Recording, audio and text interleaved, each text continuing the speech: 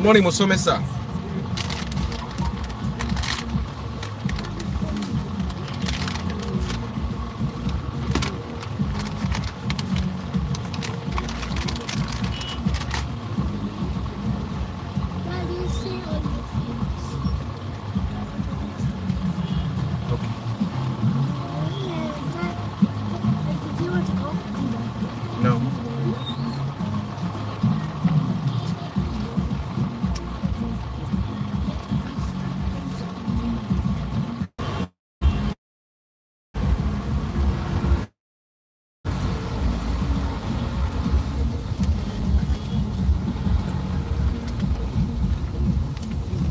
Yeah. Good morning, people. Joshua, Anthony, Antonio, Farouk. I hope you guys are doing well.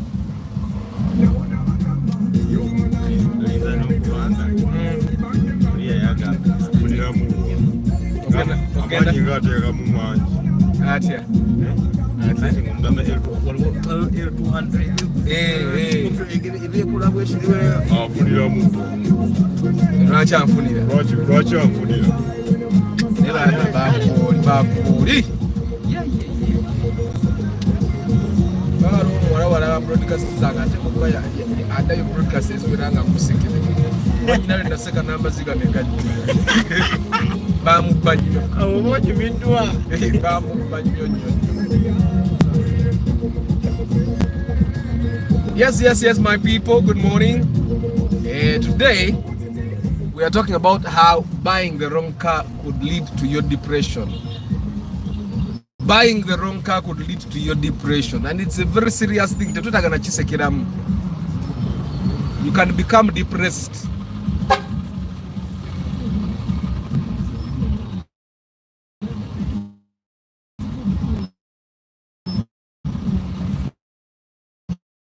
You can't.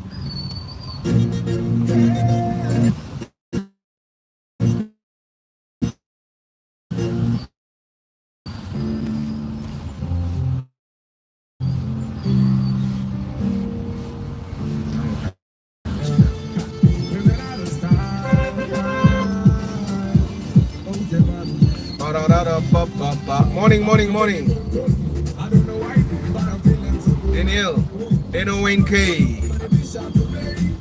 Banange Muri Mutia. Have you ever bought the wrong car? How did it feel? Personally, I've bought a couple of them. And for some, it wasn't that the car was actually wrong. It was that the price was not right.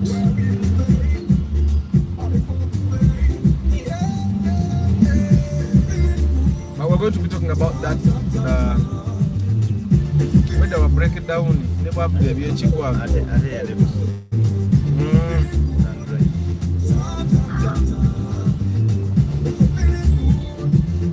And I have a border band. But you can't have controlling the traffic in England about whatever game they need.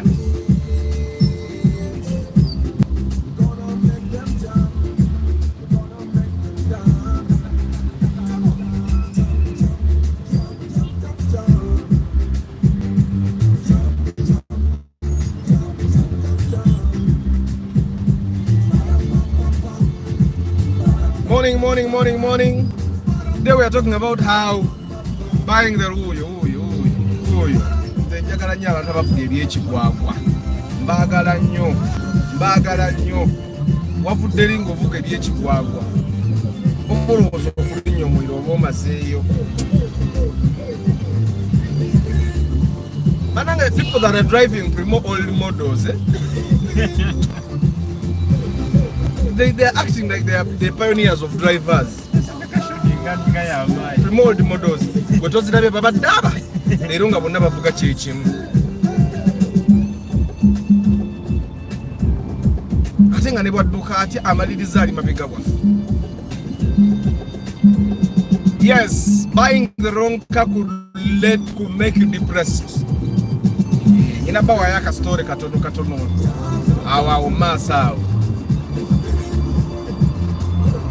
But what were your goals this year? And because we have covered 80% of the year, by the way. So ideally, you should have covered 80% of your goals,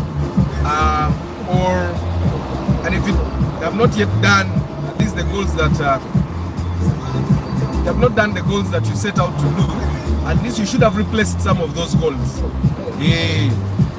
Like if you set out to buy a plot of land and you have not bought the plot of land, maybe then you have bought something else that is equivalent to the land. Like if you plan to buy a plot of land of 10 million and you have not bought a plot of land of 10 million, then maybe you have bought something else that is equal to 10 million. You get, and maybe that thing is going to help you eventually buy the land yet also keep it. Yeah, so that's sometimes you may fail to achieve the actual goals that you set out to achieve, but then you achieve some things that are bigger or some things that are equivalent. Yeah. But today we're going to be talking about buying the wrong car and how it could depress you. Personally, in Zenga Arthur, I don't believe that there is anything called depression. Of course, we're going to talk about that with Dr. Daniel Ranga. I'll have him on the podcast very soon. I'm almost ready for the podcast, by the way. So I'll have him on the podcast and we will talk about it, and then probably he will dissect for us how depression comes to about. Because personally, I believe depression is a mixture of stress and worry. If you're stressed about the past and worried about the future, then you start thinking you're depressed. You're not actually depressed, you're just sad. Yeah, the confusion of you actually being worried and sad and worried and stressed. You're confused about the unknown. Then we start saying that we are depressed. Me, I don't believe in depression. There's a time that I thought I was depressed. I even wanted to go to a psychiatrist on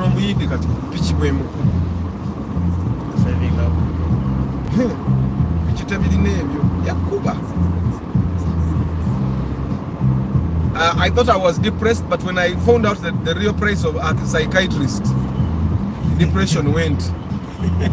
Because the price of seeing a psychiatrist can depress you itself. Hey.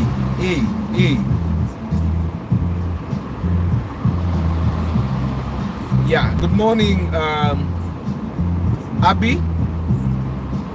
Martha Director, Martha Academy, Namamu Kono. So to get the ogre reading him Matuga Fe. Bakabono Jano Gamba Baya, Mumpabana.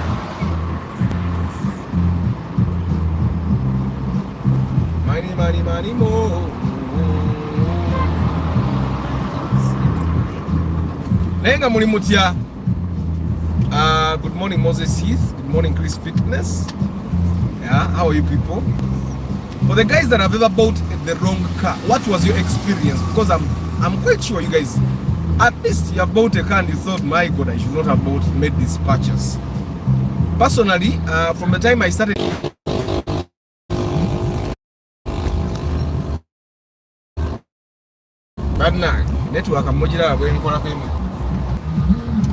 For the guys that have ever bought the wrong car, what was the experience like, and how did you know it was the wrong car? How did you know you made the wrong purchase or you made the wrong decision? Network wenzijiddeko ate network yange buli wenzijako etwala abantu bange. So network wenzijiddeko, I was telling you that from the time I started doing For the Love of Cars, I started being much more aware about car purchases. I started being much more cautious, much more calculative, and that is a very good thing for anyone to have. Like, before you make a purchase, it's important that you have a lot of math. And if you don't have a lot of math, that's why you need a guardian angel like Arthur. For you to weigh the options. I think I have two examples that I can use that can help us figure that out. How do I apply my awareness? How do I apply my calculativeness? The first was with Mr. Jude. Yajanga zegula Spacio old model. Jagala nyonyo, and we saw a Spacio that he really liked. It was a UBD. They were selling it to him at 25 million. Okay, 25 million. The car did not actually have tires, it did not have AC. Basically it wasn't the best car that you could buy for 25 million, but he really liked the Spacio. He really wanted, like, it was a dream car for him. And I made him, I talked to him and I told him, you know what, there's no point in buying an old car as old as this car at 25 million. You get, because that's, you have to be aware. And then he said, but I like this car, I love the prestige that it gives you. And yes, it gives you the prestige, but totally at the end of the day, what does the prestige give you? It totally gives you nothing. It doesn't give you the future. It doesn't give you what? It gives you that feeling of gratitude, that feeling of achievement. Yet in actual sense, you have not achieved anything, because a car is a tool. A car is a tool. And once you get that awareness of a car is a tool, but now you to calculate that level. After a car now is actually a tool. So we talked to him and he was skeptical, because I knew we could get like a Raum at almost the same price. I think and then he said, but I don't like Raum, the way the dashboard is shaped and all that. You realize that all the excuses he was giving were excuses to aid in making a wrong decision. So of course I talked to him, and we eventually went to the bond and we looked at a couple of Raums, and I realized that the moment he looked at these new cars, his mindset changed and he started thinking, okay, I think this is what I should do. And of course I remember him he kept asking me, Arthur, do you think this is the right decision? Do you think this is the right decision? And I was telling him, this is the best decision you can make now under the circumstances. You get. And because, and then along the way, I think I got someone else that had already spotted the Subaru. He wanted me to see it. He was buying it, and then we went, and then we saw that Subaru. And then I also made sure this person understands that this Subaru he was buying, first of all, it has very low resale value, and that the engine is very delicate as well. But he really wanted the Subaru. And yeah, we went ahead, and that person also paid for his car. And then we went and got, give me. We went and got money, and by the time we came back, of course, we could not get our car. Why? Hold it.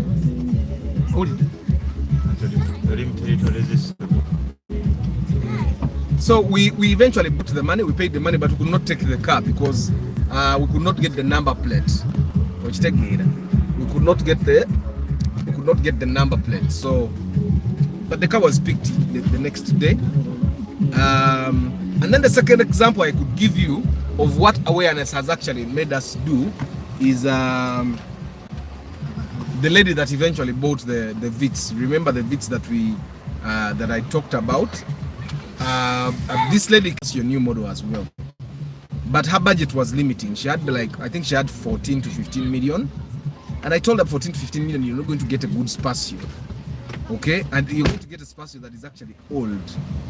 It might actually be very, very old. And for her, I think she did not mind, because her dream was to get a Spacio.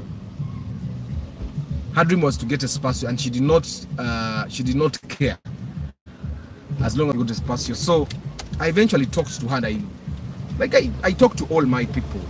I told her, you know what, we could get a better car, better number plate, because you're a woman. There's no reason why you're buying a car which will probably give you headaches, and you're going to start from the garage, which is exactly what she would have done with the Spacio that we would have gotten at that price. And we did not even get an option at 15, 16. All the options we were getting, they were USZs and Hijude, and they were USZs, and they were 18.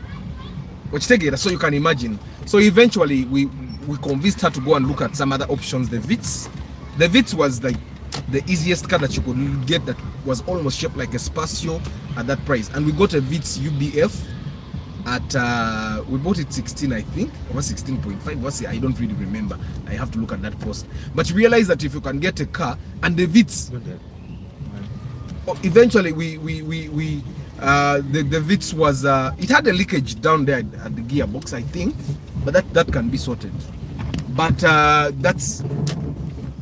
that was the best decision still that we could do under the circumstances, that were available at that moment. And I believe that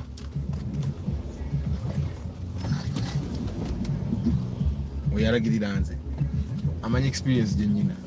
At my experience. Yeah, miaka buwanana. Ati bamusasula so. Bamusasula college experience. Obato yina yajja kulagira. So, for example, those are two options that I can give you. The other option that I can give you, the other example that I can give you, is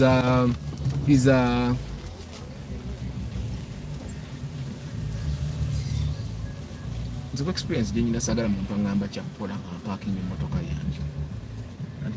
Tomulidde nga park very well. Nabye nzikize emmotoka. Kati ye. Ngeje bamu omulimu. I know making sure that we have experience of what we know. You park very well.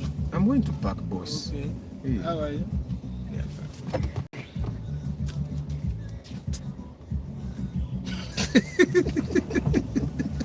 Emmotoka singagizikiza. Sijja namuwa review nnungi.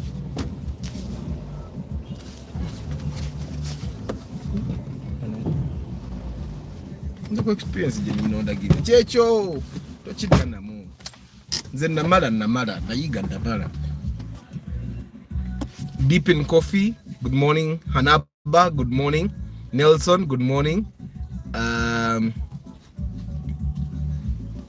me see. Moses, Chris Fitness is saying nali manyi essomero lya Martha je liri likola likyali mu idea stage. Essomero lya Martha je liri ebizimbe byonna je liri yatalina liggulawo. She has everything. Ye yatalina janga director to put it into action. Buli kimu yakikola okujjako ye. Good morning Nelson. Chairman Zach is going. Arthur, now the digital number plates zikomawo mu November. Is it true? Yeah, it's a government thing. If they say they are bringing them, they will bring them. But I know the digital number plates may be like, you remember when they brought those inspection things. Abana papa bajja papa bagende bazifune. Fetujja kulinda ko tetugenda kubyanguyiramu. We'll give ourselves time. Tulindeko. Even buying a wrong car can reduce your sexual stamina. Every time you're thinking about a bad gearbox and engine of your car, man, you can have stress. No gambo over. Not a cockroach and wali aba kuli obubi. Nenga tedi. Thank you, Nelson, for reminding them. Like and share the broadcast. Deep in coffee, Jude. Isaac. Oyo bamitane surveyor. Oyo surveyor. Chairman Zach. Muna network. Temuwulira? That's impossible. I've not muted. I think it's your network. Chairman Zach, like a network. Good morning, Hashim. Richard, good morning. So, buying the wrong car could actually make you depressed. Now, of course, I don't believe in depression. Can make you worried about the past, stressed about the future. That's depression in summary. And like 50 Cent said, there are people like us that don't have the luxury of being depressed. Like abba ne bakutunide bati ngotandika kuoza ndi mu depression. Ngotandika kweteka mu lwazolo mu depression kati mutabudde omutwe. And the school fees it. The school fees it. And that is stressed about the future. At a gearbox.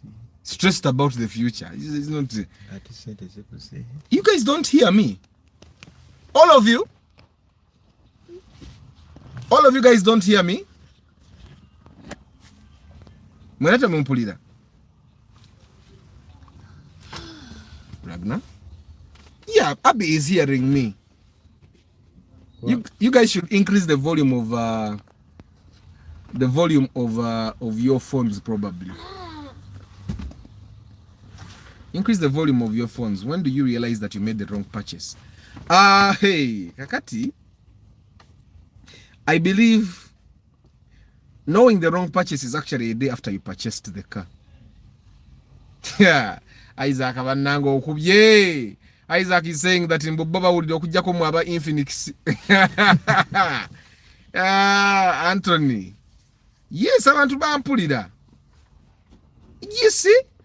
William is saying, I'm a victim of buying the wrong cars. I hope that will not happen again now that I have a guardian angel. I doubt it will happen. It will not. I doubt it will happen again. What are you saying? Ragnar? What are you saying?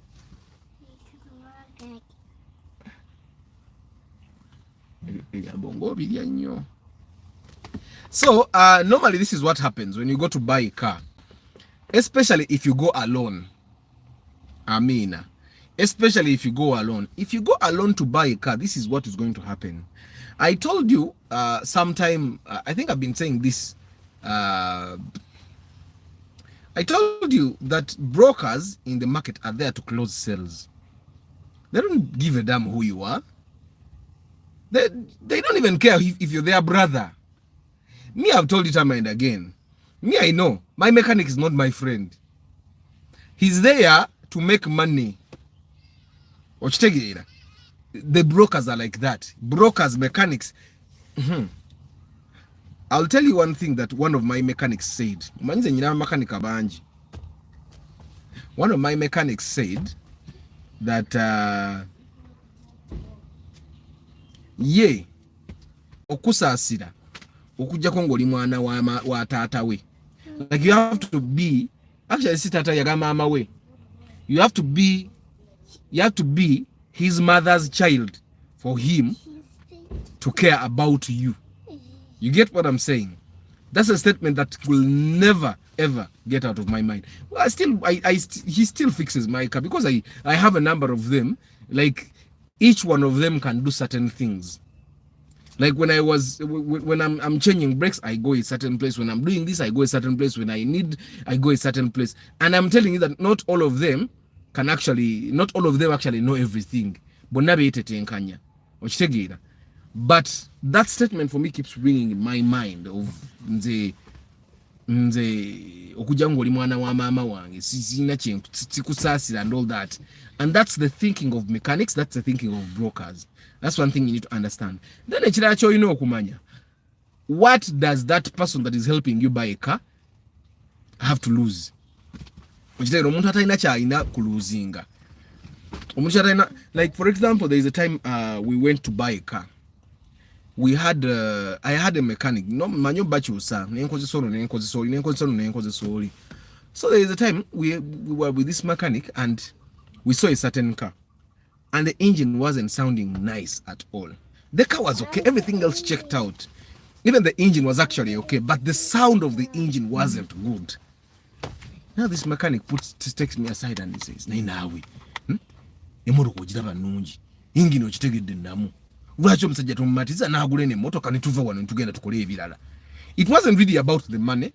It was about him just wanting to move on and go.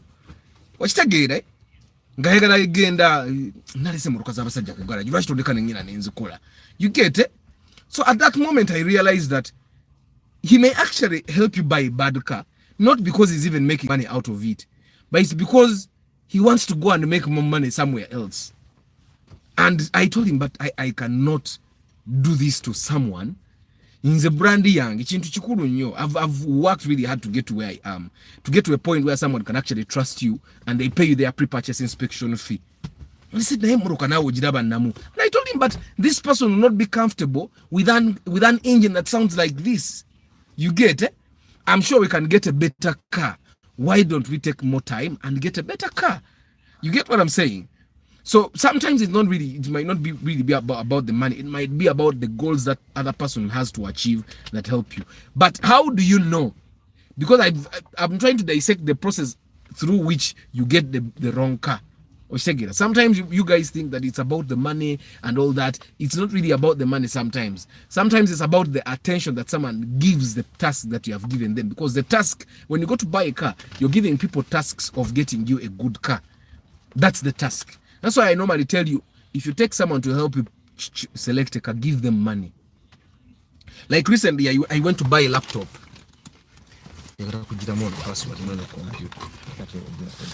Recently, I went to buy a laptop. This is my old laptop. And I bought a new laptop. So I went with our editor to buy a laptop. We wanted to buy a laptop that could actually do editing. And of course, we went to Mavo Gadgets. And Mavo Gadgets, the laptop he had did not pass So we went and we went to another place. We went to 2 other places, and we eventually got a laptop that is like the 2022 manufacture model, really nice. But after we checked, because this guy had to he had to inspect the car. He had to put software on the PC, edit with it, and then export. And if it hadn't been for him, I would have bought the wrong machine. I would have bought the wrong laptop. I would have bought the laptop very early in the morning, but I would have bought the wrong laptop. You get it? But what happens is we went very early in the morning, but we only got a laptop at 3 p.m. You can imagine me buying a laptop. I start in the morning and I get a laptop in the evening, 3 p.m. But that's because he was testing every bit to make sure that the laptop lives up to standard. And I can tell it's the laptop we got was the best laptop. Why? The work that he normally exports in like 5 hours, the laptop we got exports it in like 10 minutes. That's how strong the machine is that we got.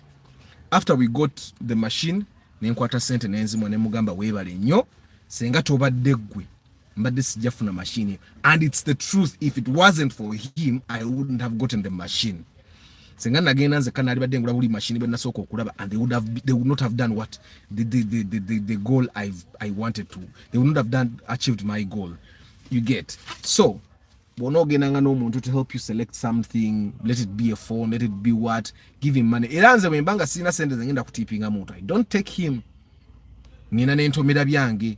Okitegeera? So this is how you end up buying the wrong car, for example. This is also how you end up buying the wrong plot of land. This is also how you end up building the wrong building. Like gofuna okuba ka sketch ko kugundi omuzimbi najja ne yefura ka interpretinga. Okitegeera? Instead of paying an architect. Nogula plot, you don't even open boundaries by using people like Isaac. Okitegeera? Gwe ogenzi. But anyway, so mechanic can go look at the car. The car doesn't check out, but because I've refused to actually give them money, they decide that you're okay going with a bad car. I remember there's a time I bought a Chibina. That time when I na Kazimbe Kasangati, I went Nazimbe Kasangati na Enzigwam, so I had to sell the car I had and have cash. And after having cash, I needed to buy another car. So I sold the car I had I sold it, I think, 7 million. And they gave me 5 million. So I had to keep 2 million with me. So I went to buy a car at 3 million. And I decided I was going to buy a Chibina, right?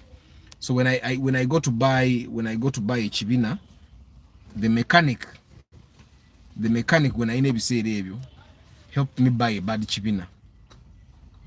And later on when I asked him, lwaki wanyambe kugula emotoka embi nangamba sente zo zabadde zikoma. And I was asking myself, why didn't you talk to me about it before you made me buy this wrong car? Okitegeera? And that's what happens when you don't give someone money. Bo bali abatunda bamuwa sente. Okitegeera? Let me just change password here. Ngeza ko kuwa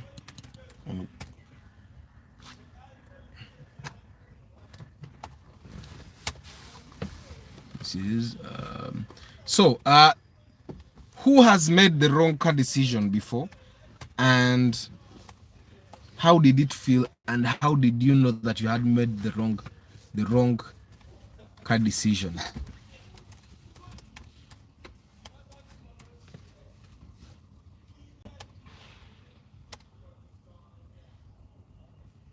Okay. Talise no chala. Tenga namugambi. Njagala mune mouse. Kena mouse ya computer. Ekole bitanye. Garao. So I've made some wrong purchases myself, and I think that Chibina was one of them. And it wasn't like it's me that actually made that wrong purchase. I was helped by someone make the wrong purchase. And I'm sure some of you guys that have made the wrong purchases have been helped by people. And yeah, I remember I bought a Golf Polo Okay, I bought a golf polo, and with that polo, I think I bought with an enthusiast. For him, it wasn't actually the wrong purchase for him as an enthusiast because he loves Volkswagen and all. So, kati ye jali, that purchase was actually okay. But for me, it wasn't. Eventually, I sold that car. I did not make a loss with it, but it wasn't the right choice. And I drove a Golf 4 as well. The Golf 4 ended up dying. The gearbox ended up dying because I sold it to a golf mechanic. And then he also struggled with it. I don't know how he ended up with it.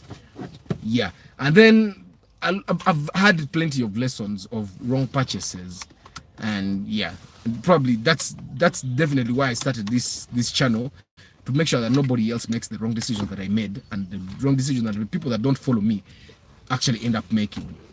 Yeah. So the wrong decision is made in the moment. First of all, the moment of excitement, the moment of not knowing what you need to do, and the moment of someone helping you when they actually not helping you. Because like the person that told me to now igambo musajja agule ne moroka tugende tukole ebirala, you get that's a person that doesn't have your best interest at heart.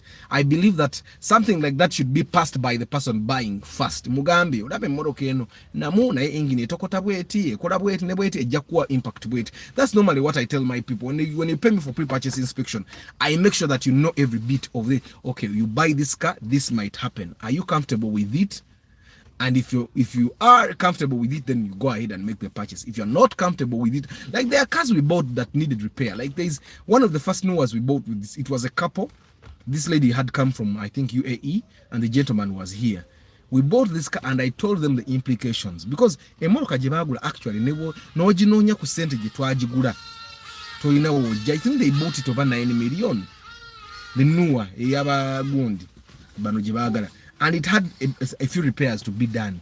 Eventually, we even realized that those repairs were not needed to be done. It's like how you buy a car, and when you go change the plugs, which is standard, everybody that buys a new car should basically change plugs. When you change the plugs, the car nerekera okupipira. Nenga ate mwe mwabade project nze tujja kola kino na kino na kino ne mwe ending up nga mwe mwabade mugambe spending like 200,000, you end up spending 50. You end up spending 50, and that's basically what happened with that car. Twa projecting anti mujiguze million mwenda mugenda teka mwe million ngemu n'ekitundu. Okitegera million emu n'ekitundu bidi mugwere million 11. They ended up spending 500,000 and the car was okay. Okitegera I think they spent 500,000.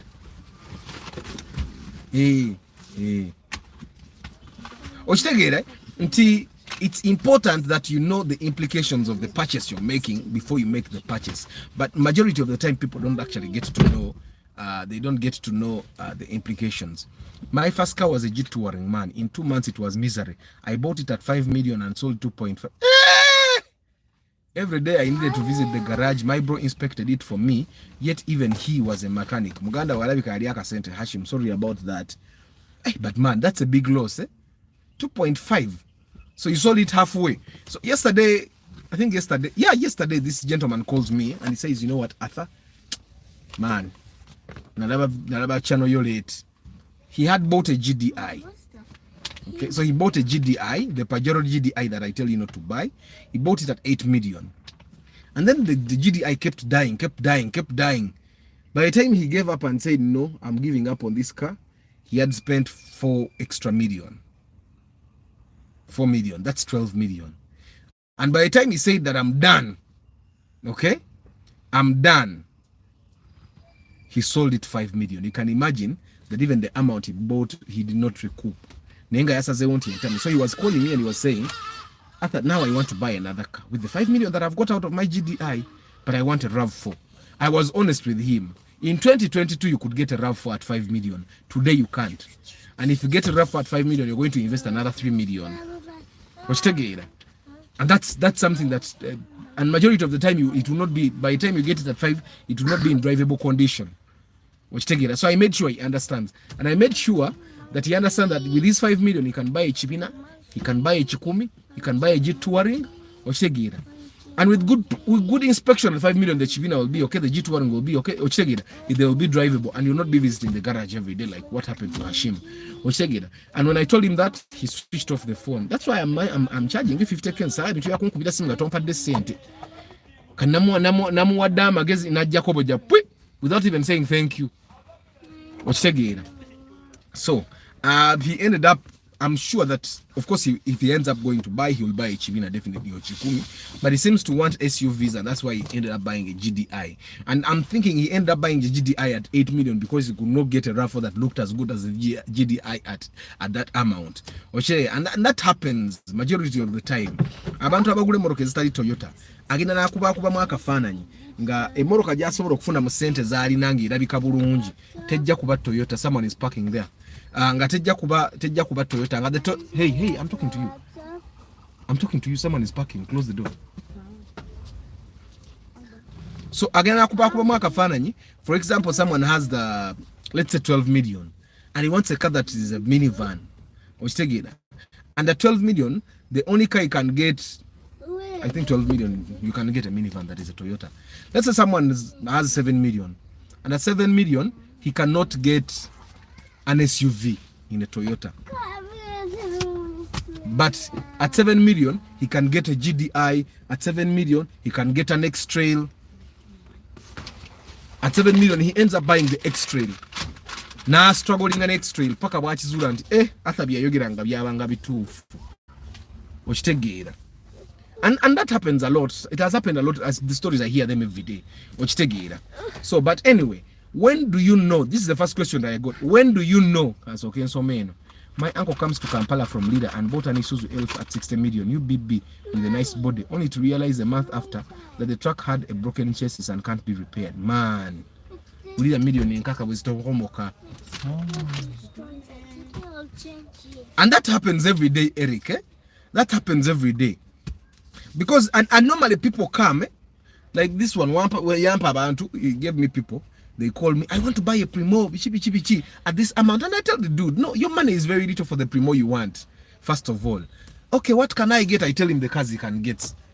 And he says, okay, but I want you to help me. And I tell him, yeah, I charge 400,000. He says, 400,000 is too much. Why not 100? And I told him, you can get people over 100. You go get them. I think I'm steering Bamton's motor, I'm steering you. So, and yeah, that's how it. But sorry for your uncle. JK is saying the majority of mechanics don't have the brains of thinking that far. It takes a lot of sense and knowledge to consider all the future implications of a decision. True. Good morning, JK. The UBB Isuzu is now at the garage because the chassis issue keeps bringing damages on the other parts. True. And it happens. The Bajaj tricycle is safer than people sitting on two-wheeler. In India, tricycle is famous. Yeah, actually, like I find that omuntu agagala ogulambo agula kayongeza aguze tricycle bajita tukutukwe, instead of buying an old pickup, if you're going to do things like eggs, you're going to be taking, if you're going to be doing eggs, you're going to be carrying a mere nkoko, things like that. Egula ka tricycle katukutuku kakumara kasinga okusinga ogat Sahara okusinga ogule nyongeza okitegeera.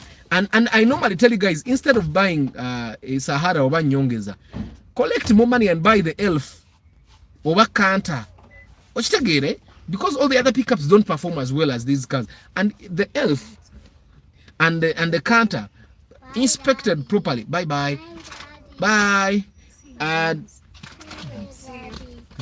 Call. I'm going to send you the password of that PC on WhatsApp. Okay. But you did not bring the charger. Just in the back. No worries. I'll use it for a short time. Kali, don't save things on desktop. Okay. Save on private sheet. Fine. Ragnar wants to go to class these days. He goes happily. He's grown.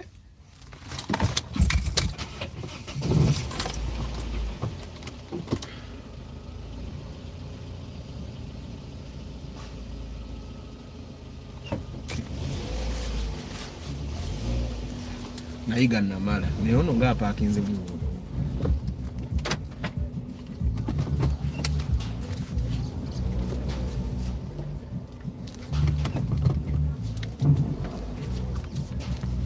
mulabi ba monitoring sikulule moroka z'abantu ku experience je nyina bacha monitoring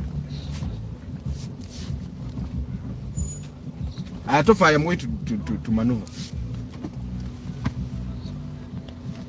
So when do you actually know that oh I've messed up now? Normally you come back to your senses the next day. Normally you come back to your senses the next day. Actually, it doesn't even last a week for you to know that you have made the wrong decision. Tell it a week. The only way you can make a week without knowing that you made the wrong decision is if you don't even know what the wrong decision is. If you don't know what a wrong decision is, a nice counter at 25, I think you can. If it's cash. If it's cash 25 you can get, because ojukira batwali tunonya lole lule nga bagitwa kwa 25 nga atena ya bunch wa gaya ga 18 actually twali tujula na 18 that's 2021 ulira ngate ba broker baba ina ku bili kiraba you can 25 is good budget. 25 is good budget. So normally okujanga tomanyi what the wrong decision sounds like or what feels like, you will know about the wrong decision a day or two after buying that car. Kalibeta car. When someone buys the takali abafere omuntu bagula takali abafere oba vokusasula bwote ekintu nekigamba mu mutima naye ng'okoze bubi oba vokusasula ettaka bwote nga bakufeze ekintu omutima gwinengeje gwennyikabu ne guzitowa notandika okulya wana ekintu nga kikunuguna that's your third party. Notuya nanga tomanyi lwaki otuyana. You start feeling guilty. The same thing happens with cars. Like when you buy a bad car, that day that you have bought the car, you start having that feeling. You start having that feeling of tonna manya oba tonna manya nti otomedde ekintu kiba muli kigamba kikyokoze ekikyamu oba the thing tells you that very day that you buy the car, not ignoring, because actually normally when you buy the wrong car, on day one the car moves properly. The car moves properly on day one. Then tomorrow you come to start self-ness katiramu negana nemala nekuba. That day wojivuga bwoti otandika okukiwulira. What did I do wrong? By the end of the week you know.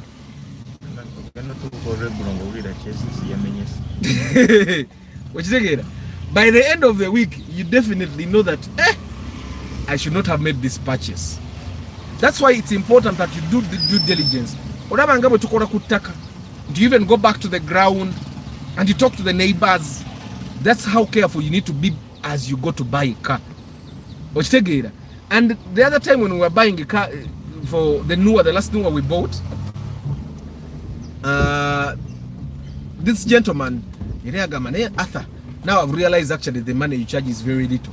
Because twagenda ntumubuuza senga obadde otambulidde ku boda ng'otambudde ne makanika muli ku boda bbiri obanga muliko babiri ku boda because twatandika ku macha like at 8 I was asking like by midday how much would you have spent, okitegera Amina Joshua, how much would you have spent by midday?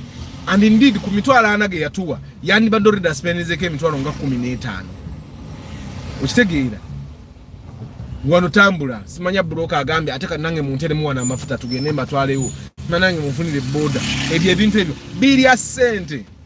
There is a time banange for the love of cars egira nebaawo banange nali mbakuzura sikyano nga for the love of cars edda nali badde nzikakana. There is a time na spending emitwalo 4 mu nnaku 2 nga noonya motoka nnungi. If you're particular about the thing you want, you spend more money. Lero ku macha nakeera ninga tunonye moroka. The next day rugendo kuzibanga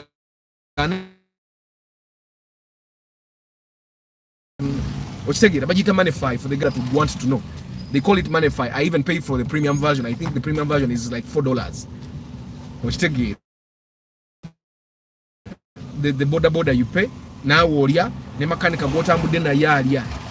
Okitegera olumu ne broker gwe musanze abaganye ati ate moroka nyina wenjimanyi gye mugenda naye alya ate kuba toyinza kulya nga abantu bakutunuulira okitegere okujja nga naawe ogenda kusiiba njala. By day 2 I had spent 400k. Why? Because I was particular. I tell the other thing that happened is buli wangambanga ati yatugende moroka eri eno nga nnumba buli wangambanga, and it happens with a few of you guys that come to do pre-purchase inspection.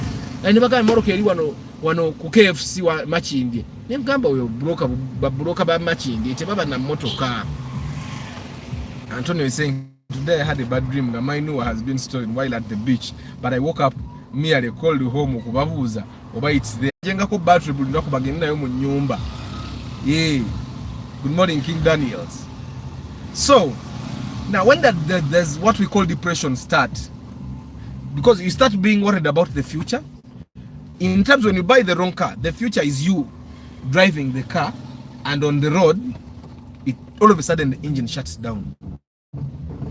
And these days the other scare is the car catching fire. Which take it until ogule moroka, not unko kwedaliki kati bwe kwato omuliro. And if you buy the very old cars, it just kwato omuliro mbabuira. If you buy a bad car, nze nagulako dudu nga bwe yakereroke ne kati ngobuzi muntu olumu oyinza okujja kuba neeta yakanga wali wakawaya akamenyese because yali nkadde to the extent nze dudu kati ne bw'ogimpera bwererese, and it's a very comfortable car. It's one of the most comfortable cars I've ever driven. Nenga waye kutuka kati ngo inaleta makanika ati naye nanoonya wa wiring nanoonya waye yakutuse olumu nga naye tagimanyi okitegeera eyo dudu kati yona nyina aba mu ngalo. It's not like the car was the wrong car. It was an okay car, but it was very old. Okitegeera ndabye visitor mu omwaka sema ina ne ngule ku bonnet. But anyway, so depression starts when the car starts dying. Because when the car starts dying, when the car starts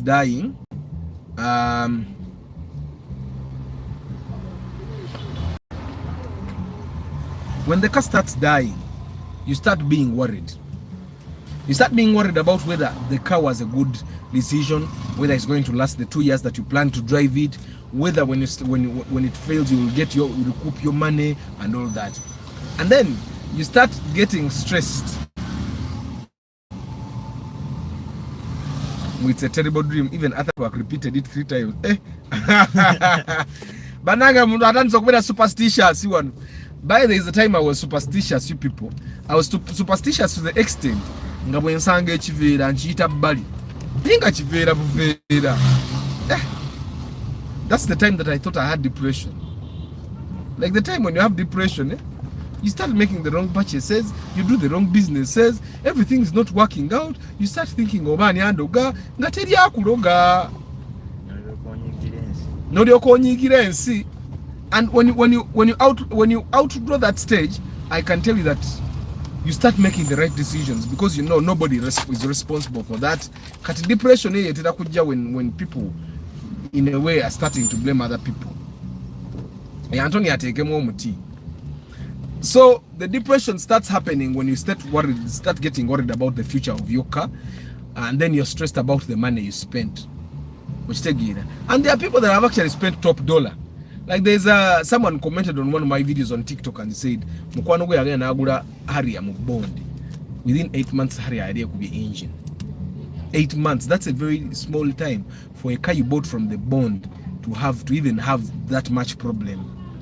Because that's one big problem that's going to cost you like 3 million. Ngimoroka jigule million 5-6. Utekeme million. So of course, 3 million compared to the 60 you spent is little money. But man, the reason why people go to the bond is so that they don't have to spend that extra money. When you go to the bond and buy a car, the money you should be spending is buying tires, changing brakes, doing service. Ebirabyo nabona inakuba malidadi mbukuteka mu seat covers, kuchusa radio, hiyo na malidadi. But the basic money you should be spending on a car when you buy it from the bond is changing tires, because that's a must, doing service, okay? Because no good third party. Nesenezo kuchusa transfer. Oshitegira. Weekending egenda hoyima kujiteka mu muti. Abe hoyima ebateka mu emiti. Nani ngamba wana omwana nyino omwana kutukola naye muwala. Ne mugamba banyoro mmwe. Enseba tya. Ngakama na yeze nga sibimanyi. Ne mugamba kikuli mu site wetaga kukimya. era bw'onoosanga ebikoola bya green ojja kumanya nti kino nkigatta ne kino nenkiteeka ku mmotoka n'etayaka. It's in your blood because you're munyoro. Okitegeera kiri mu musaayi. It's a talent. Nga bw'olaba famire z'abantu nti famire eyo y'abasawo. Okitegeera. Kati nammwe be banyoro. Abanyoro mulaba ne network mugikubyemu omuti. Nante emmotoka y'abanyoro Antonio Munyoro. Kati abanyoro nga bw'olaba abantu nti asoloberawo nga blacksmith. Kati nammwe abanyoro your trade is kiyite juju. Tekiba juju. Kiba engeri generation. It's a generational trade. It's an everyday thing. Kya bulijjo ewaabwe. Nti omuntu akusaana gatonsekerera n'ofukamirirawo n'omwetondera. Yusikirira omuntu n'okuba omuntu amazzi ag'amakale n'omugamba muzeeyi nsaasira kwata 10. Morning everyone here today I'm too late. Leero Dennis ero tuuse late era senga sijjaamu ono senga nasiibudde dda omusajja walandikuuza nga avuga bubi bibano bamungi bibano bannammwe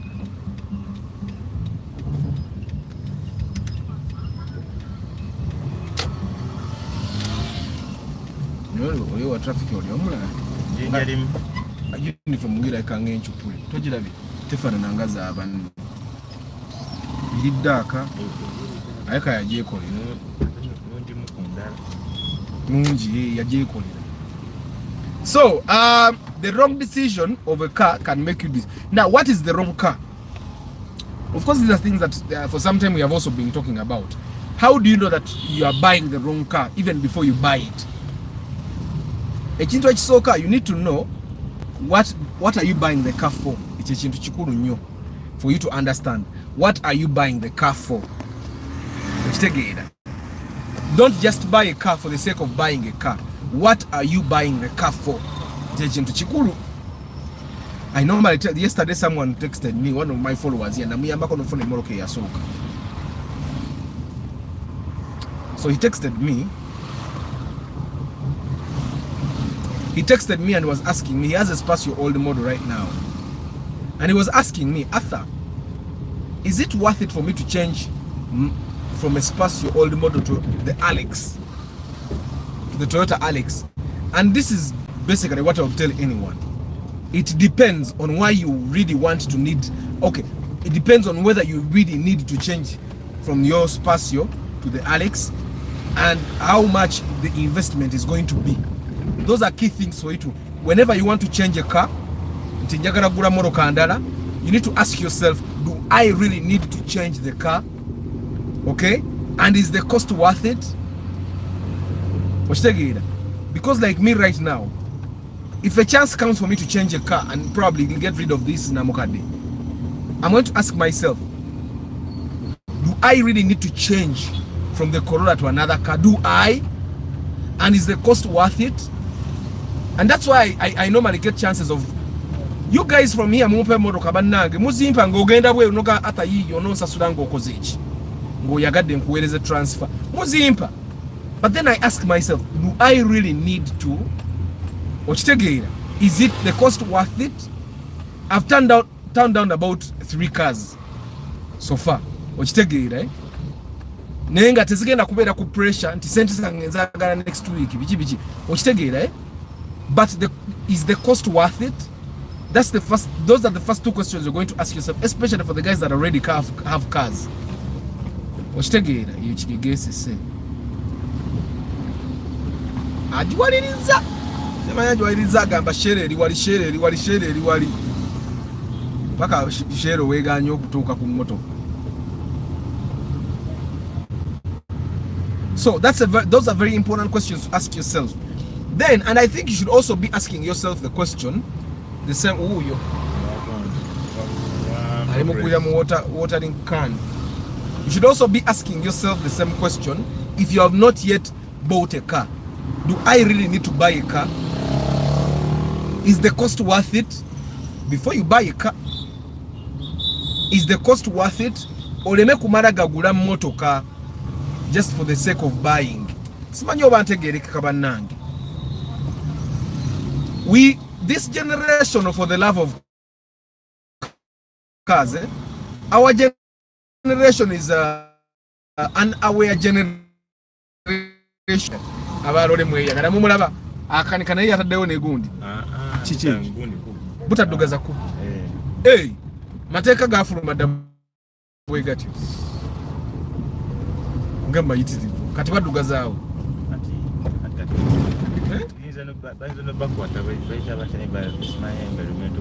jjukira n'amanda wamma bagagaana n'amanda tegakkirizibwa banaife twatandise dda twagala ku adjusting atandika kufumbira ku gaasi nera okuba bano abakozi baffe betubeera tabayokya ennyumba oza omukozi ng'omugala tufumbira ku masanyalazi naye n'amasanyalazi ajja kwokya ennyumba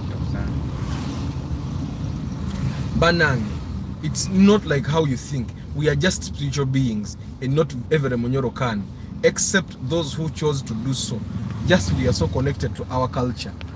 Anti nkugambye you're spiritual beings. Mwe Antonio Chibali Musa tomanya na kumanya kati Antonio tuyinza okuba tuli wano nga Rumio ntojira nga Rumio ne saawa eno agambye spiritual beings baba mwe temuli na bantu mwe bachweza abatuufu tuyinza batu batundira Rumio naye ngwe nga Antonio gwengo omunyoro ngemoroka eyo giraba mwe ekisungiriri oja anti baga emoroka zina horsepower ngolaba endogo yi ngera kati gwe bwokwata ebikola n'obinyola nyola boti n'obikasukira Rumioni eremera ogwe n'olaba endogo nga ziweddemu amaanyi zitu Arthur wajja kututaasa nange my first car yali enzise one week ngantandise okufuuwa omukka ng'etandise okufuuwa omukka ng'enywa oil every day I plan ez'amafuta ne retire oil kyekyo omuntu nga naagula emmoroka amanya ojjukira oli mundi gwe tubadde twogerako ye emmoroka yagigula I think nze kasa yankubira simu nanga nafunye double cabin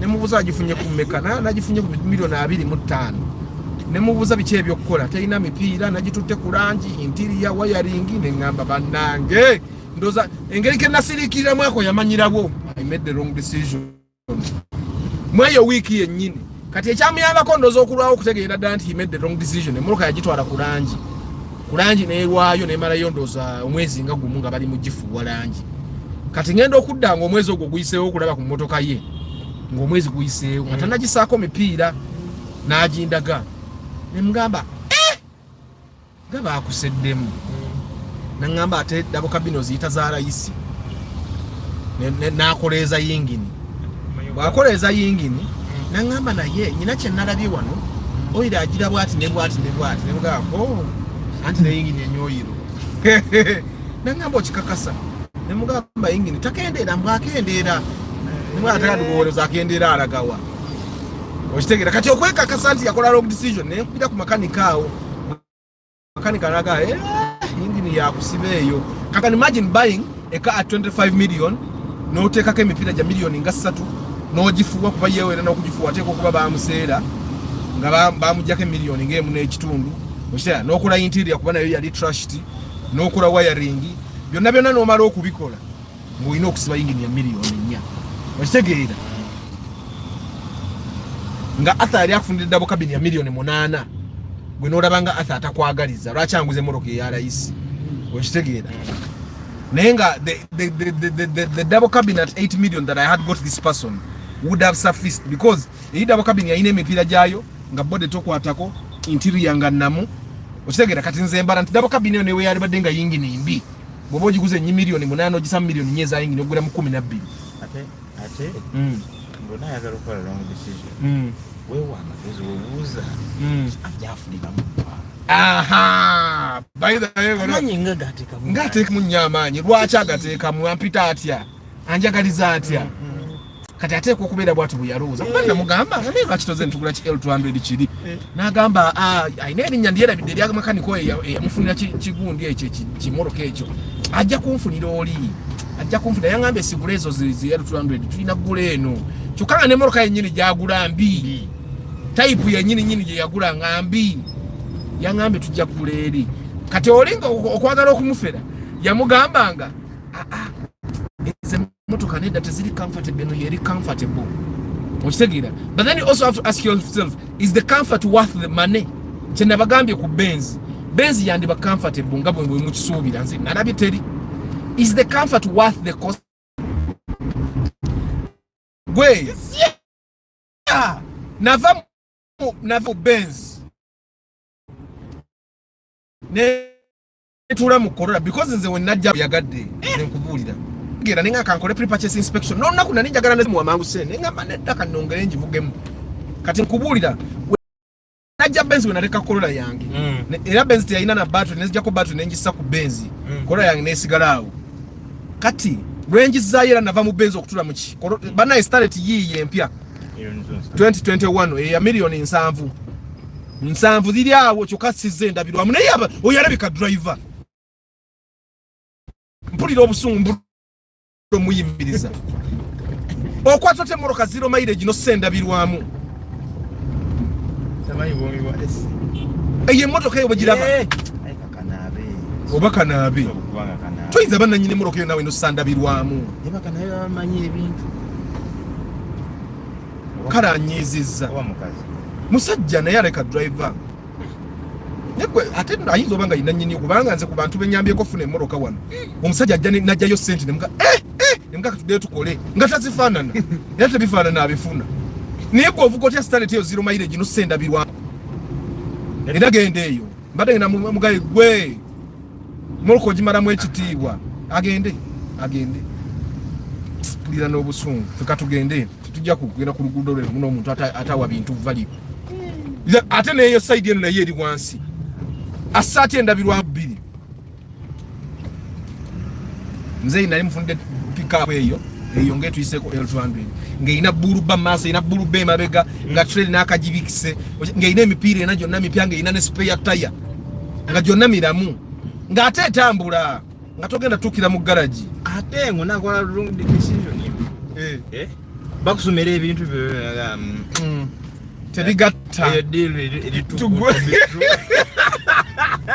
ze kugambye okumanya omusajja wa double cabin nanze nana nyine emikisa gye moroka omusajja wa double cabin okumanya yali agize double cabin eyo yagimpa nendekawo emmotoka yange awo nali nvuga primo nensoka nvuga double cabin eyo olunaku lulamba nga teyina yadde akazibu okitegeera nenkubira muzeeyi nemugamba nange emmotoka eno nga nungi ate akasente kalungi gundi ajja kunfunira aye gundi aleka yamugulamu emmotoka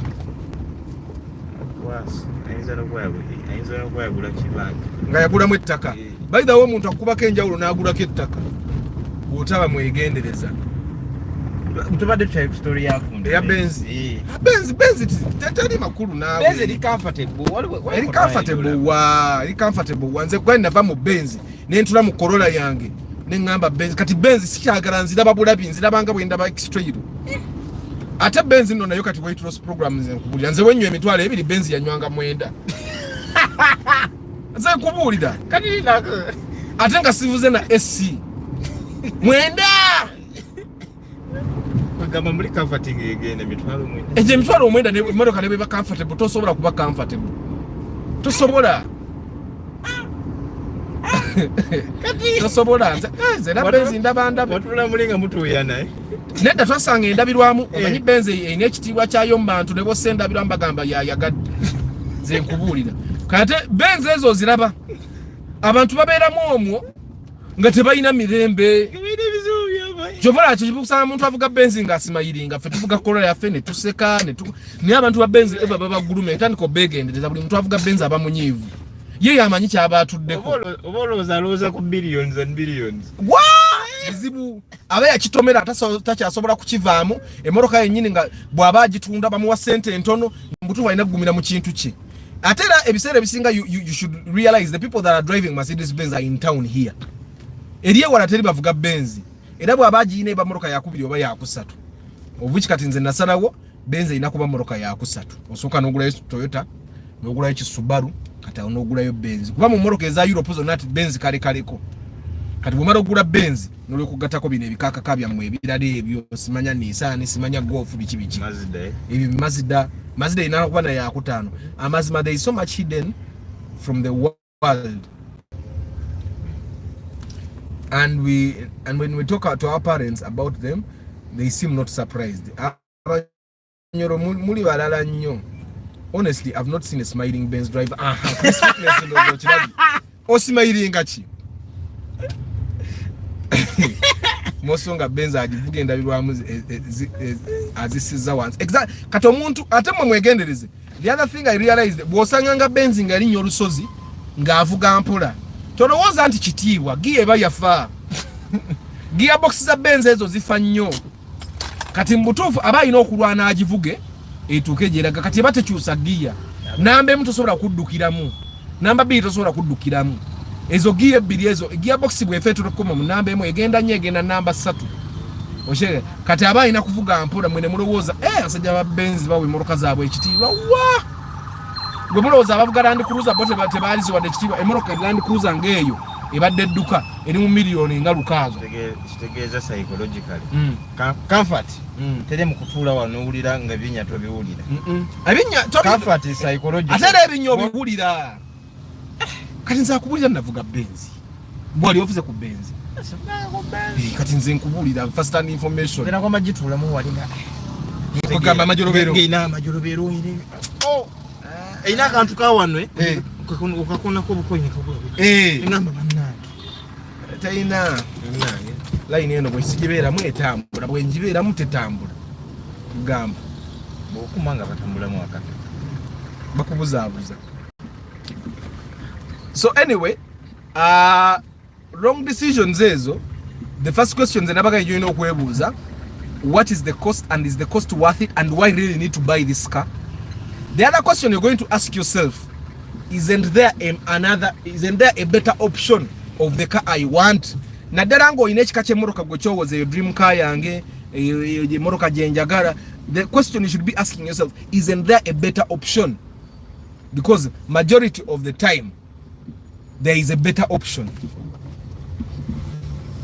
Gali katugale mulayini tube n'empisa. Also it is right to assert that all Benz drivers made wrong decisions. Sijagamba they made wrong decision. Sijagamba atyawo waliwo abazaagala kati oyo omusajja yavuga goofu eyo yiyo kugamba givugidde emyaka 5 nkubonabona nga kwaliko mwejo emyaka 5 yakumanya.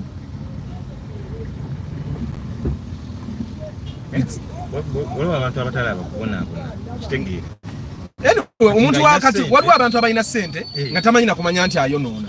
Kati be bantu abasinga abavuga zi goofu abavuga zi benzi okitegeera abavuga ez'emmoroka eziri reya. Kati ebiseera ebimu aba ne ssente omanyi omuntu aba ne cash flow tamanya nakumanya nti akola ki, tamanya nakumanya nti ayonoona naye nga amazima gali nti ayonoona. Naye kakati lwawumu ekusikako etya kamulabise lwawumu ekusikako etya lwawumu ekusikako etya bannanga nedda lwawumu ekusikako etya omuntu lwawumu bwekusikangako oba spasio oba vitizi oba Corolla eyange ebyemmotoka biveeko lwawumu ekusikako etya. Arthur wabuuse ku Benz, it was my dream car naye wambuusa naye let me continue to drive my Ractis in peace. Vuga Ractis yo baba, vuga Ractis ayite waba yakugamba oba kabi kekako naye nga lawumu ekusikako etya. kati nzo kwesanga ki singoteekamu pulaga za lawumu za $6,000 ku Toyota Uganda kuba lawumu ina yingini yemu neyange $6,000 namusasula ate tugenda bwe bate bannamusasula emmotoka agiveka linnya boda tugenda mugundi muki and end of the month bwe batusasulira ssente lawumu ekusikako etya si nekyo ate nga mpya yo lawumu mpya eyo gyetulabye n'ennamba mpya geegi ekyakola etya lawumu teri lawumu ena yingini nnene emmotoka eno geegi kasita etuuka mu koota yongeramu $1,000 oba $2,000 obeere ng'ogikuumira mu koota nga tekola ki emmotoka nesika ng'eswaza. A Benz is good to own when it's still new, not used. Ne bweba mpya. Raymond, you seen smiling mu Toyota tubasanga kati ffe tuli mu kuseka tuseka nyuli tutta tuli mu mmotoka yaffe namukadde tetutaddemu na AC but we are Have you seen never babanga bali mu basatu? How many times have you seen Benz people laughing? And majority of the time, the mood that is in the car is brought by the driver. Watch the mood is brought by the driver. But how many times have you seen Benz guys, however new it might be, smiling and laughing? They never mutugamembu chimbe wabwe wichitibwa. Abachalo za gearbox sinfu egenda kufa. Okitegeera olumu alowooza amafuta kubeze emmotoka zo zinywa kati ate nno waliwo Benz ezendabyemu abantu nga basanyufu mukko ezo emere ebyo bwebityo basanyuka mukko naye ze emere gye natula mu linga tugenda kugula Primo UBC tumala ogivuto nga ntabe emmotoka eri okay, because when we were going to purchase I went and picked this gentleman from the bank bwe yatula mu mmotoka yange nanga esi yenyogoza n'okusinga ya emero yange amazima ga Katonda eyo statement yagikola kubanda muno na ku banka netuvuga esi yenyogoza n'okusinga ya emero yange mugane emero yonga motoka no nanga eyo no jolabe ine ebizibu eyo no jolabe ine ebizibu okitegeera eyo no jolabe ine ebizibu nangamba eyo jola ateva mu garage okitegeere kati of course those are exceptions. Waliwo abantu abavuga Benz zabwe nga basanyufu by the way gye bali nga basanyufu nga yiya kigulanga mu mutima akola ki oba seche ebiseera emu omuntu avuga Benz nga musanyufu aba yalina gye yasookamu naye mutama naga kati kanvuge Benz aba taxi babali bubi bayino sasula omusolo nafuna better option nafuna nga kati emmotoka ye better option okitegeera kati olaba oyo musajja avuga kigaya kibi kiri awo kitinga kyebakako okubeera ku luguudo naye izo musanga nga musanyufu ngera basekanga bwe tuseka kale nosanga nze ne mu golf mwenyini saba nga mbantu basanyufu whatever nabyeko ne extrairo emmotoka zonna ze ngenda njogera kati mutandika okwegendereza teri olwo wa paso eyasaba bamusindike ez'amafuta nti akalimi kagudde oyo wa paso ate abasa nakuba miggo box yo kucharginga aliwa kanso mbugia box tete ka osoka noli nyamule ne charginga ne nanga broka bafere ati obo buge kimotoka kyo kya kucharginga gear box otuse mu jamu baba tadde tonna charginga gear acho bo musajju ne atha but you were gonna buy the Benz. Does it mean wali okoye smiling? Nali simanyi. But I did not know. But the effort was kanga. I think twali na mo Corolla. Twa smiling. The first 2 days twa smiling. Wokusatu nga tusazeewo zaayo.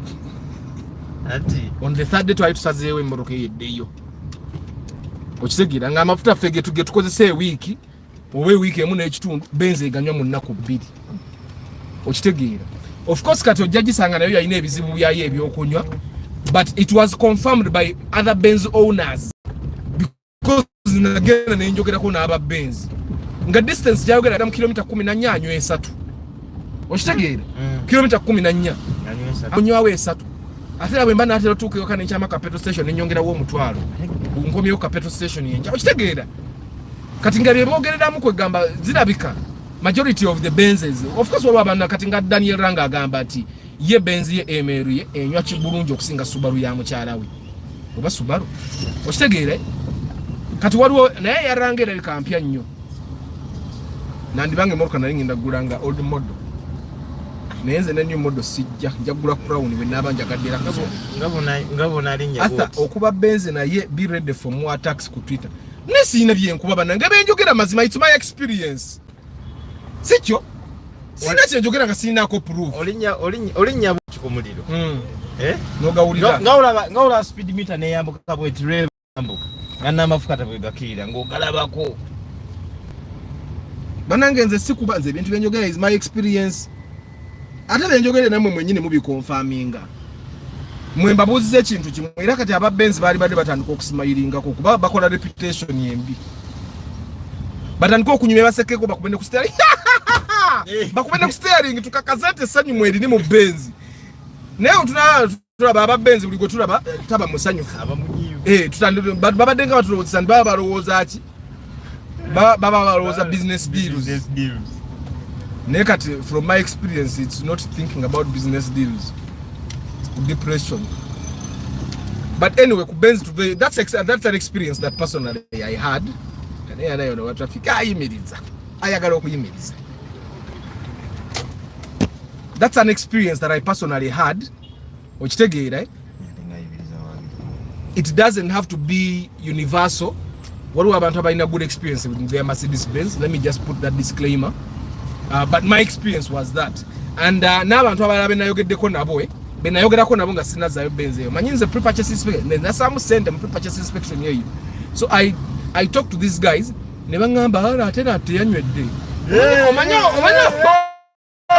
Omanya okwogera n'omuntu n'omuganda ataddemu amafuta bwe gati naye ndaba akalimi kazeewo we nakasanze n'akubuuza tonnayongeramu nemwana edda nze atawuse nga nayongeddemu dda nga tenywa okitegeera kwegamba both they are used to that kind of to the kind of consumption that those cars actually have. Kati ojasanga omuntu nga nze kyempita nti emmoroka eyo enywa nga kuye tenywa kati nga makanika nga yali aŋŋamba mbu RAV4 ye tenywa eyanywanga ekizike okitegeera eyanywanga ekizike nze wenywa ebiri yali enywa naye nga yeekaza mbu tenywa naye yakiraba. Arthur, waliwo someone who got me a Forester non-turbo at 5 million. It's UAN naye nagitadde naye Subaru yeyo value yayo kati jaso olina kukola inspection n'okakasa nti emboroka eyo nnungi naye ng'ate tojja zijjamu mavo kuba gojjukira oyagala kusuubula Subaru bw'oba onoosuubula Subaru basuubula mpya tebasuubula nkadde okitegedde bw'oba onoosuubula Subaru otandikira mu UB okugula mu Toyota osobola n'osuubula kibiina n'etakusala n'ogisuubula miliyoni 3 n'ogitunda 4 okitegeera naye kati eyo Forest ogiraba bw'ogigula 5 gw'ojja gitunda 4 mukama bw'akuyamba ojja gitunda 5 naye ate eze 5 what's happening bw'omukubira engombe ng'agamba olina empisa embi si kyekyo bw'okuba engombe ng'agamba olina empisa embi naye ng'ekkubo lyatambulidde lya mmotoka atambulanga mmotoka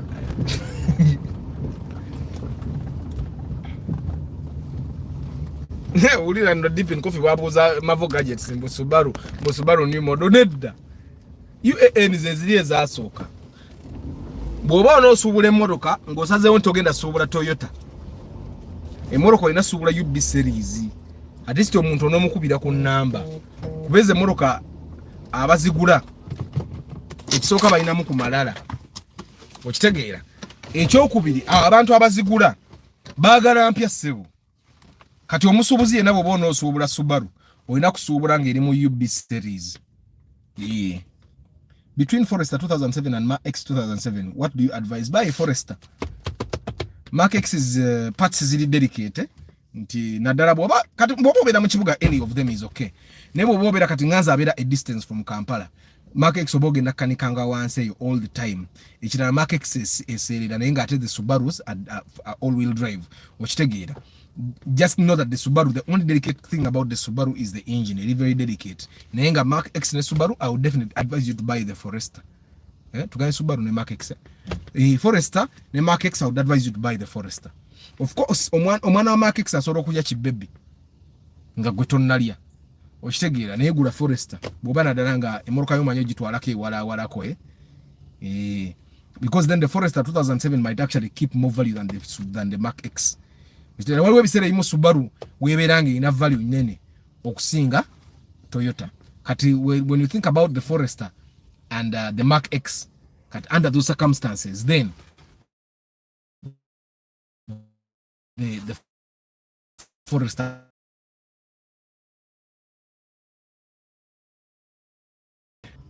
try as much as possible to not make the wrong decision. Ebibuuzo ebisinga ebiri ku motoka eyo biri personal, by the way, if you're trying to not make the wrong decision. Majority of the questions you're going to have to ask are personal. Like, do I really need this car? If you're trying to switch, do I really need to switch? And then the other question you're going to ask Is it worth it? Is it worth it? Ebyo ebibuuzo bwonna obyebuuza ojja kwesanga nga you have the right answers, ojja kwesanga nga you make less wrong decisions. Okitegeera. Those are decisions that I make before I buy anything. And I've realized that from the time I started asking myself those questions, I make the right decisions much more often than I used to do then.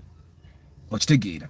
It's the same, even when you're starting a business, you need to ask yourself, do I really need to start this business? Because there are people that start businesses, it's just a trend into why muntu atandika business I keep making the wrong decisions. Because they don't ask themselves that question, which is personal. Normally, when you come to me for pre-purchase inspection, the questions that are actually personal, like, okay, normally it's uncomfortable for me to be asking you that because you should be asking yourself that. And then normally I say, you know what, this is going to be very uncomfortable, but let me ask you, do you really need this car? That's normally how I ask my questions. Do you really need to buy this particular car? Why don't you think about an option? Because there are better options. Then Gerald is asking, between Romeo and Fielder, what could be the best? Fielder. Romeo on each box, ate losing a value much very fast.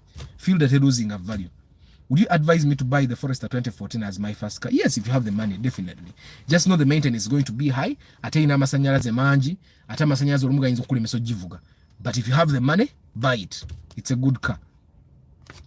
Yeah, so ask yourself those questions, and with time, then also you don't go to buy a car alone.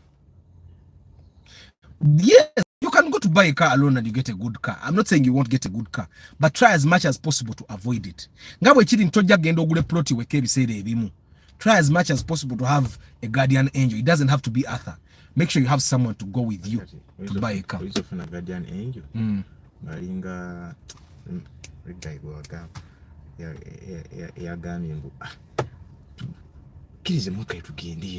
Ngofta guardian angel nga yabala nnyo obudde bwe abala nnyo byomulemesezza okola okusinga ggwe loosi gy'ogenda okukola. So you, of course, even the guardian angel you take, you'd be very careful with the person that you take to help you buy a car, because you need to get someone that if they don't care about you, they care about their reputation. Okitegeera.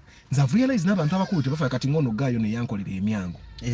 Yandaga nti ku myango gyange yali ako emitwalo 7 kuba na 50% of the money. Ate nasigala nga andaga nti anyambye. Akuyambye. Okitegeera. Kati n'abantu betulaba boyagala okuwa ekitiibwa yizo gamba kangene ne kojja wange. Ate batomeza bakojja. Kangene ne simanyani ba relative abo bo beetaaga ndoza genda mpola nnyo. Okitegeera. Kubanga gaya gena natunza na kale oli yalina milioni ze yalina 16 yamuzigira primo yajugula milioni 14 UAN milioni 14 yajugula milioni 14 UAN inakubaneka kati wane moroka wazile zebbe itaina suka milioni 7 ku 8 najugula milioni 14 yajugula milioni 14 muganda we yali guardian angel. Kati baba amwa sente mmeka zikuba zawerera ddala because primo UAN atenga we yajugule milioni 14 yali yanga ya 5 okitegeera. So you can imagine, so you need to be very careful when going, because a car bada emotoka esobola okwavuwaza you people, emotoka ekwavuwaza no yavuwala. There's a person yangamba mukwano gwe yatunda plot asigaze emotoka ku kkubo. Then waliwo guy ya commenting yeye nanyini yagambye yagula fuso emilioni 10 ne kuba yingini n'atunda amakage azeewe fuso kuba kibanyi fuso bwe naji kolejja kuzaawa amaka neegaana okudda unaagenda mu banka ne yeewola atereze fuso era neegaana fuso ne bagitwala. Okitegeera kati naba nga talina maka talina motoka naye nga ate the thing happens from the buying. Ekintu kyotekamu emiliyoni 10 kirina okuba nga kiri very worth it. Okitegeera.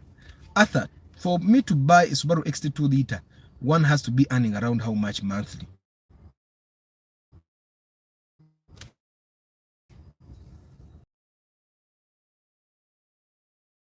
To make good money.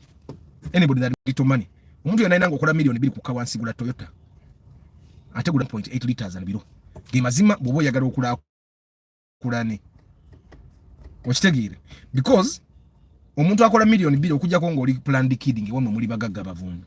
nawe ojja zimba walange ewange nze nkubulira ate sigamba nti njogera mufutwa sifutwa omuntu ngokola milioni 2 buli mwezi nga tonnagula boba wagula dda plot nga wagigula ekira oba ng'oyagala okuzimba mu kifo ekinakuwa challenge nga toyagala zimba mu nsokolo nga gye nnali ekasangati ng'oyagala ozimbe nali mu nsokolo ng'oyagala ozimbe mu kifo ng'ofunyewo ewantu nga wagazigazimu nga toguze buno plot fuuti 10 kwa 3 fuuti 2 kwa 4 ng'oguze plot nga ng'oguze ewantu nga wanene ojja zimba ng'ewange kitegeeza bw'ona ogula emmotoka eya engine ennene nga ne maintenance wa bei nga ne bamakanika bazikanika tebaliyo because eyonge ewaffe Subaru ntono nnyo. So you need to know, you need to look at the realism of the situation. Nti where are you going to build your home if you have not yet built? If you already built, nga wazimba kumpi wazimba Nansa na wazimba Najera wazimba Kisasi Chanja utegira wazimba Busabala, that's not a very big distance. How you can buy whatever, so no gula 2 liter ne 3 liter wantu waba kumpi. Naye bw'obanga tonnaba kuzimba, you need to be very very careful before you buy a car. You need to put a lot of math. Okitegeera, because there are chances of you buying a car right now ng'okuva mu kibuga ogende nti nenywa emitwalo 3 oba 2. Amazima gali nti emmotoka enywa okuva mu kibuga paka nti emitwalo 2 ewaffe eba enywa 7 oba 5 ekitono ennyo. Emitwalo 5 olunaku ye milioni 1 n'ekitundu mwezi. Exactly. Ye milioni 1 n'ekitundu buli mwezi nga tosanze jamu.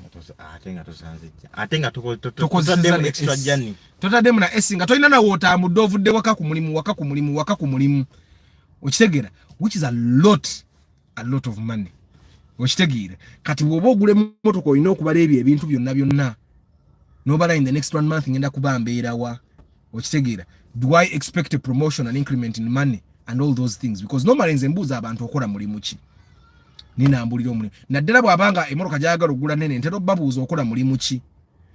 Like there's a gentleman we helped buy a Kruger sometime back. Okitegeera, era yali muvubuka mutonga mubuuza, but why buying a Kruger? Nangamba nedda, daddy ajingulidde. Okitegeera, it was like he was an only child. His dad is a judge, his mom is a lawyer. He's one child. By no one. Kati nga the things that mama wa mwagala nnyo, tata wa mwagala nnyo, mwana ali omu. It's like how abani bange banaakula. Kati nga abani bakula nga laki bagulira obumotoka. Mugende ku campus mweyagale. Because batono. Okitegeera n'amafuta kirabika ngira amafuta bamuwa na allowance buli week. Kati ye emmotoka ibategenda mumenya. Kati nga naawe overi seeka waabwe. Mwagakangule hali yakawundo 3. Babazala abaana bameka. Okitegeera. Olumu gwe gwalina olabirira ate batoobo. Gwalina okulabirira batoobo. Oli talina batoobe. N'ennyumba bazadde bemwe bali yiye automatically. Bayina ye mizigo. Okitegeera. Ojja kunyigira emmotoka y'ebbeeyi bwere. Ate ffe abafuna 800k emmotoka tuziveko. No Antonio, osobola okugigula. Naye kati olina oteekamu math mungi, olina okufuna extra incomes enkubuulira. Bw'obona obeera n'emmotoka ate weezimbe n'okwezimba. Oba si ekyo you buy that car ng'ogivuga ku Sunday. Because we need to be realistic. But who makes 800k these days? Ng'oli musajja. Ng'olina family. Nga tolina wobba.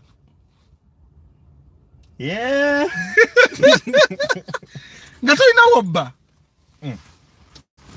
Ate kwezo 800k ojja kusanga omusajja nga alina abaana 6 ng'ate bakazi be babalabirira.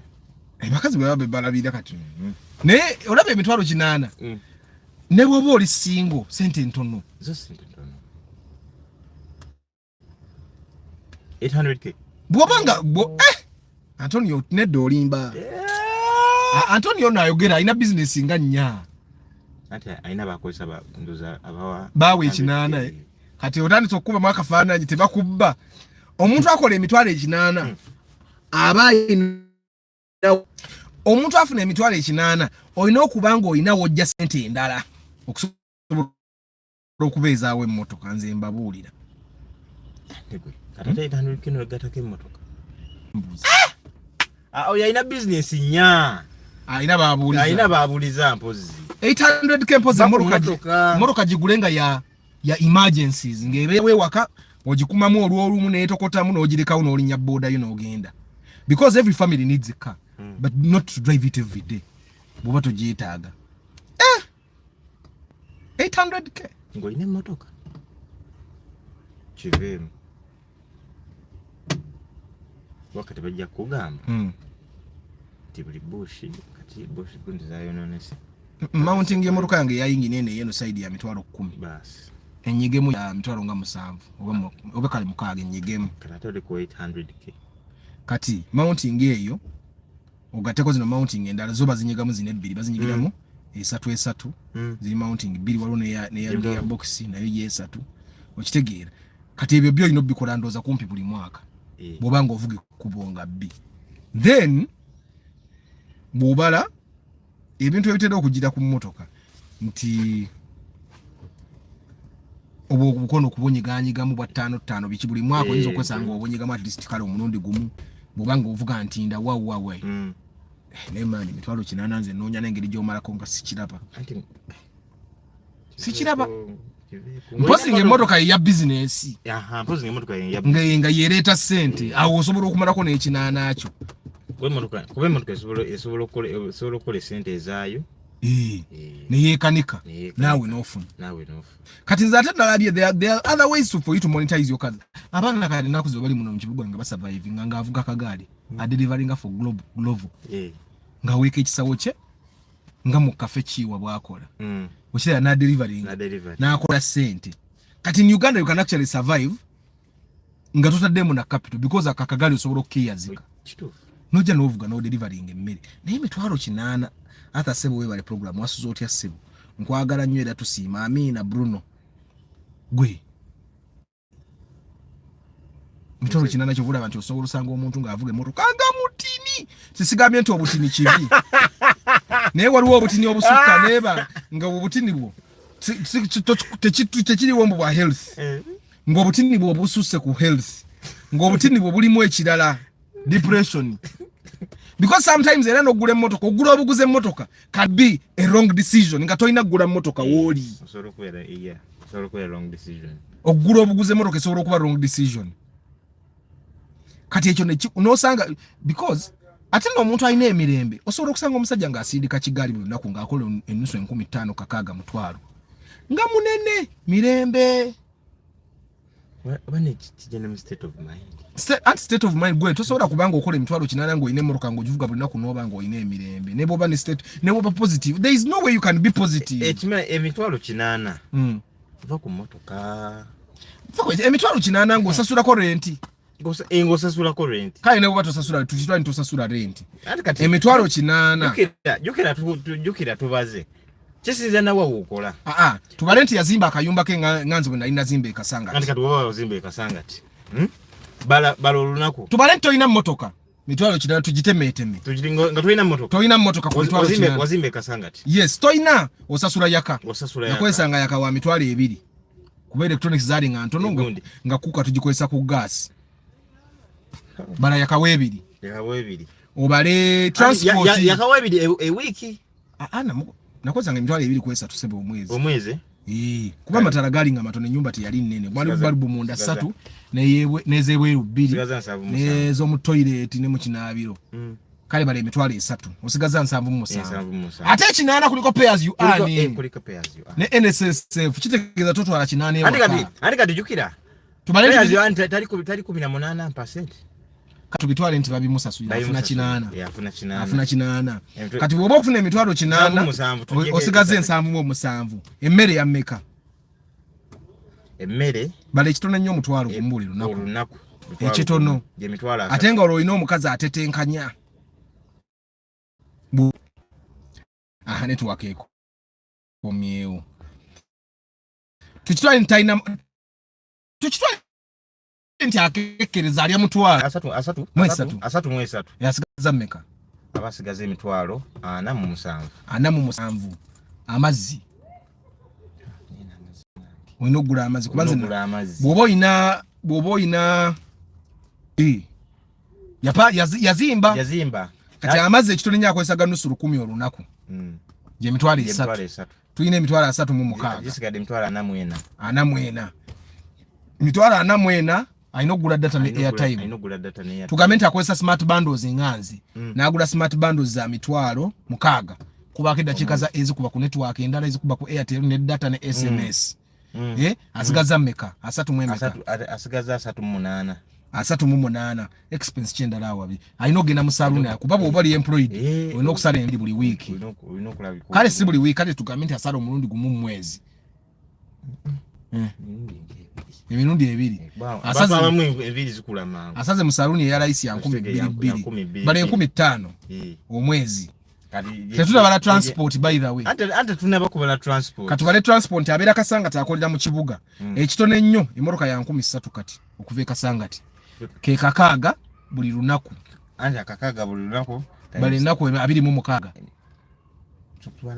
Ate kola nnaku 3. Mpozi takola. Naye ate sebo omuntu emitwalo 8 abakola.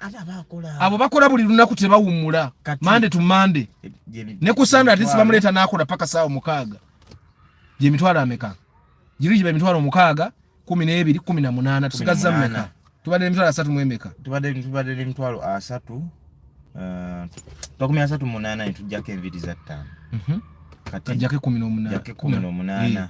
Abasigaza emitwalo 19 mu 10. 19 mu 15 transport awedde. Senyi gatamulume. Tafunye mutwe. Takwanye. Yerumiriza. Kati zasigaza zisavingiddwa. Diro asobola okuvuga emmotoka nga tuzze mazima. Tewali. Tosobola.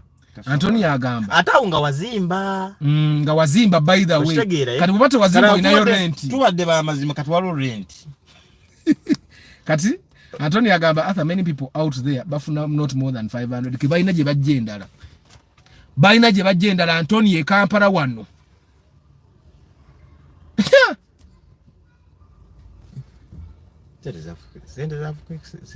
What if I drive a person as emergency car no rent?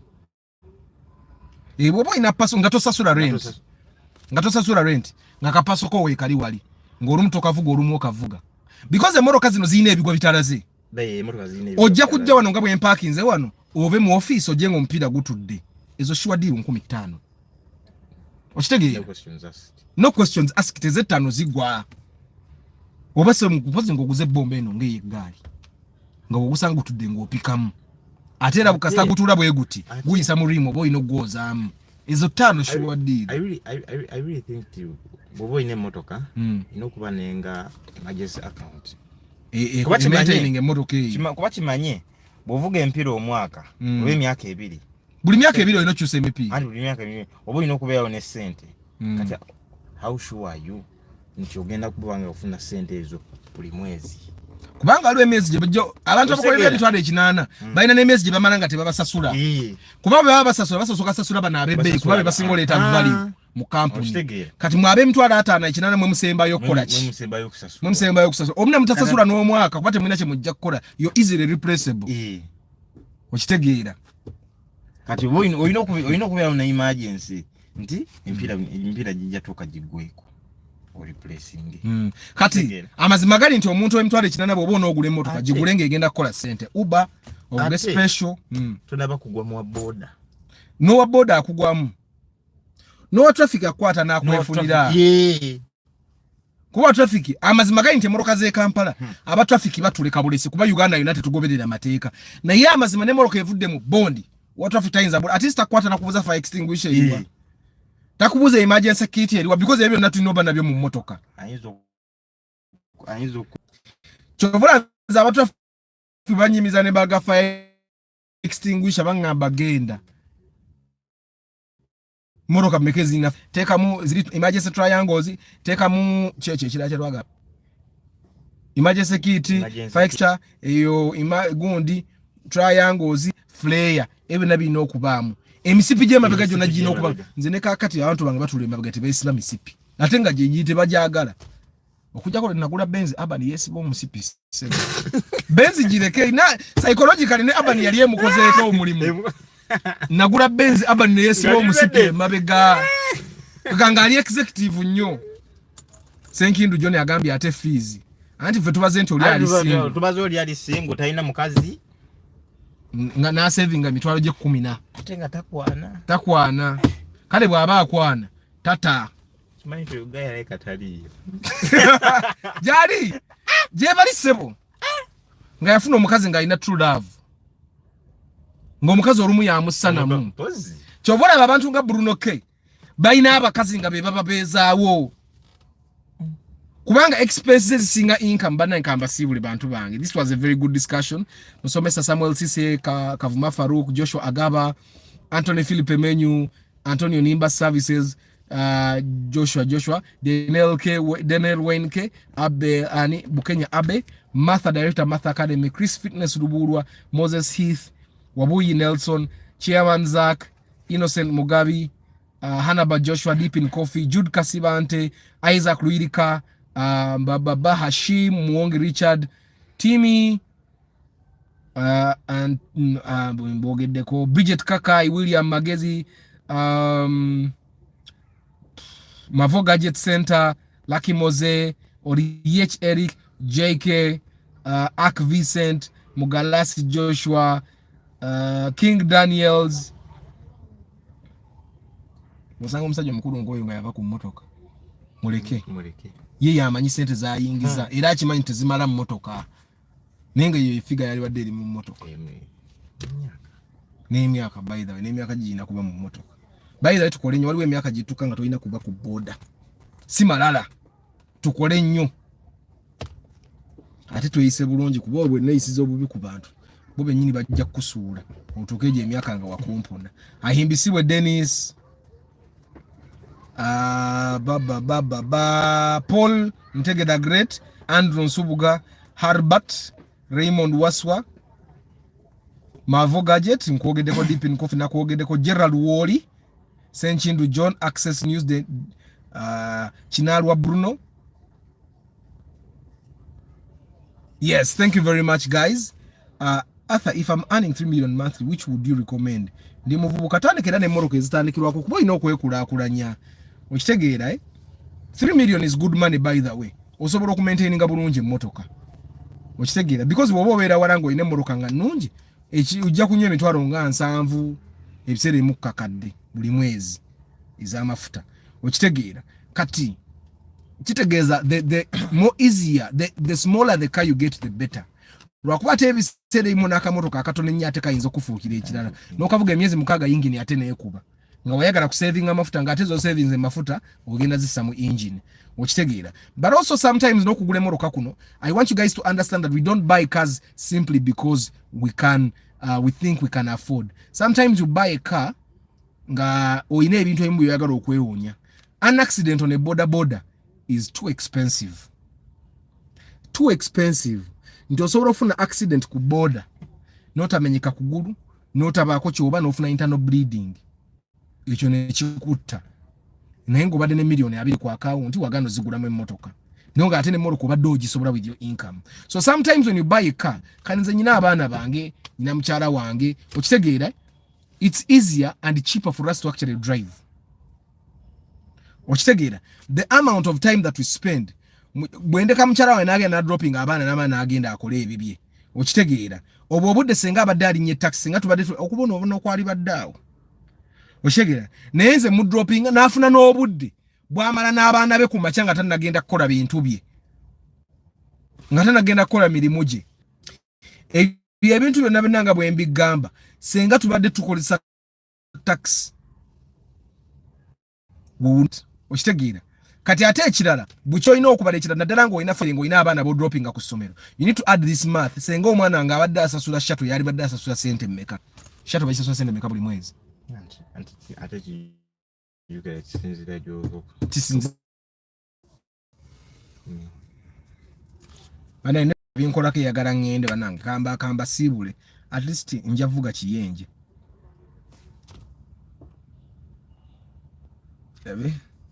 Very true. We earn money but we are bad at spending.